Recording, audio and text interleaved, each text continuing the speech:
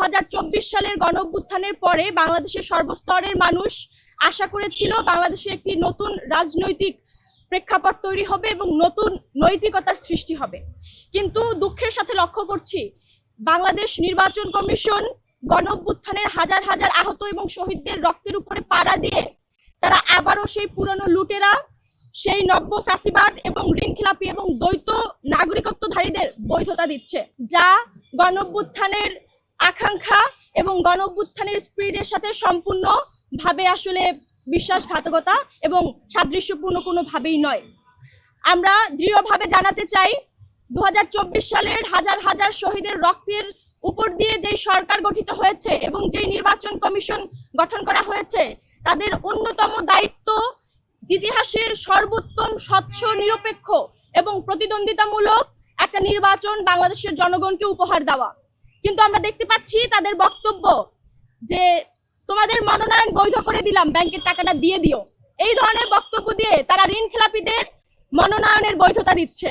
এবং যারা সুসময়ের পাখির মতো বাংলাদেশে এসে সুসময়ে রাজনীতি করে এবং সুযোগ বুঝে হাজার হাজার কোটি টাকা লুটপাট করে বিদেশি নাগরিকত্ব নিয়ে বাংলাদেশের দুঃসময় কিংবা ক্রান্তিকালীন সময় জনগণের পাশে না থেকে বিদেশের নাগরিকত্ব নিয়ে বিদেশে জীবনযাপন করে 24 পরবর্তী বাংলাদেশের নতুন রাজনৈতিক প্রেক্ষাপটে তারা এসে সেই দ্বৈত নাগরিকত্বধারীদেরকেও এই নির্বাচন কমিশন বৈধতা দিচ্ছে জনগণের প্রতিনিধিত্ব করার জন্য, যা বাংলাদেশের জনগণের সাথে, জনসাধারণের সাথে এবং আমাদের আহত এবং শহীদ ভাইদের সাথে সরাসরি প্রতারণার শামিল। আমরা স্পষ্ট করে বলতে চাই নির্বাচন কমিশনের এই ধরনের ভূমিকা এবং তারা যে ধরনের আচরণবিধি প্রকাশ করছে, তারা যে ধরনের পক্ষপাতিত্বমূলক আচরণ করছে সেটা কোনোভাবেই তাদের সাথে তাদের কাছ থেকে আমরা আশা করি না। প্রাপ্ত তথ্য এবং দাখিলকৃত মনোনয়নের তালিকা অনুযায়ী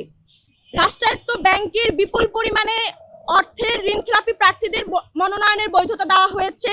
একাধিক ব্যাংকে খেলাপি থাকা সত্ত্বেও নির্বাচন কমিশন টেকনিক্যাল ক্লিয়ারেন্স দেখিয়ে নানা অজুহাতেও বৈধতা দিচ্ছে। আদালতে চলমান আর্থিক মামলার পরেও প্রার্থীদের তালিকায় নাম বহাল রাখছে। আমরা স্পষ্ট করে বলতে চাই ঋণখেলাপি শুধুমাত্র একটি অপরাধ নয়, রাষ্ট্রীয় সম্পদ লুটের প্রতীক এবং সেই লুটেরাদের প্রতিনিধিত্ব করার বৈধতা দেওয়ার মাধ্যমে বাংলাদেশকে একটি লুটেদের হাতে আনুষ্ঠানিকভাবে তুলে দেওয়ার পায়চারা চলছে এবং রাষ্ট্রকে লুটের আবারও নতুন করে লাইসেন্স প্রদান করা হচ্ছে, আমরা যার তীব্র নিন্দা এবং প্রতিবাদ জানাচ্ছি। একইভাবে আমরা লক্ষ্য করছি বিদেশে নাগরিকত্ব ত্যাগ সংক্রান্ত অস্পষ্ট এবং প্রশ্নবিদ্ধ কাগজপত্রের উপর ভিত্তি করে মনোনয়ন বৈধ করা হয়েছে।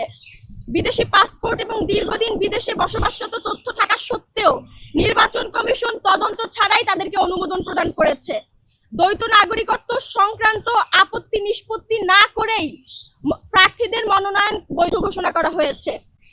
যারা সংকটকালে দেশের পাশে ছিল না, জনগণের পাশে ছিল না এবং বারবার করে বলছি যারা অতিথি পাখির মতো এসে সুসময়ে বাংলাদেশে রাজনীতি করতে চায় এবং দুঃসময়ে দেশকে ছেড়ে বিদেশে পাড়ি জমায়, তাদের বাংলাদেশে রাজনীতি করার কোনো অধিকার আছে বলে আমরা মনে করি না।